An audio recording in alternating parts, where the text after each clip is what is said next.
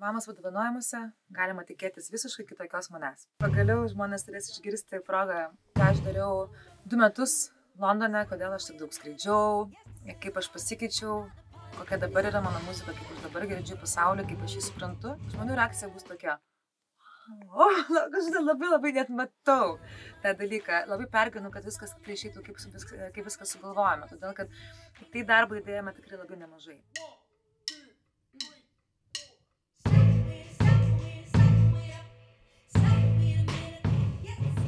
Mano tas, pavyzdžiui, prodiuseris, su kuriuo dabar rašinėjau albumą būtent Londone, jis atskrido paruošti visus muzikantus, visą muzikinę medžiagą. Tada choreografija, kuri taip pat gyvena Londone, jinai irgi atskrenda paruošti mūsų šokėjus. Ir tų šokėjų bus daug ir man tai yra nauja. Aš niekad su šokėjais nebuvau scenoje.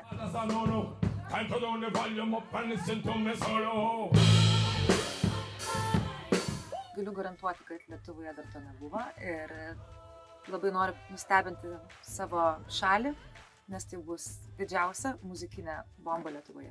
Taip.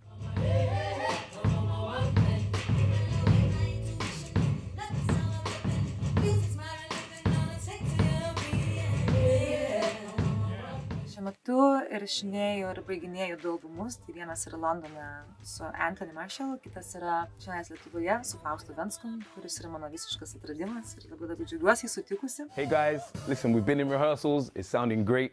This is the world premiere of the new Yazoo record. Whoa! Aš pasikeičiau, kam irgi džiaugiuosi, nes mano tokia viena iš misijų yra tobulėti, o ypatingai muzikinė prasme.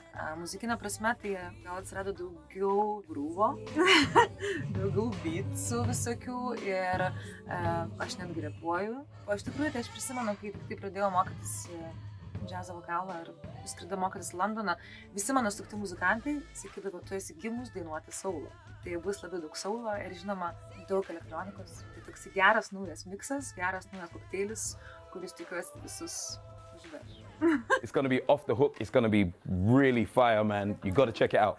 You don't want to miss this. Jau sausio 25 dieną susitiksime Mama apdovanojimuose. Na kaip? Normaliai.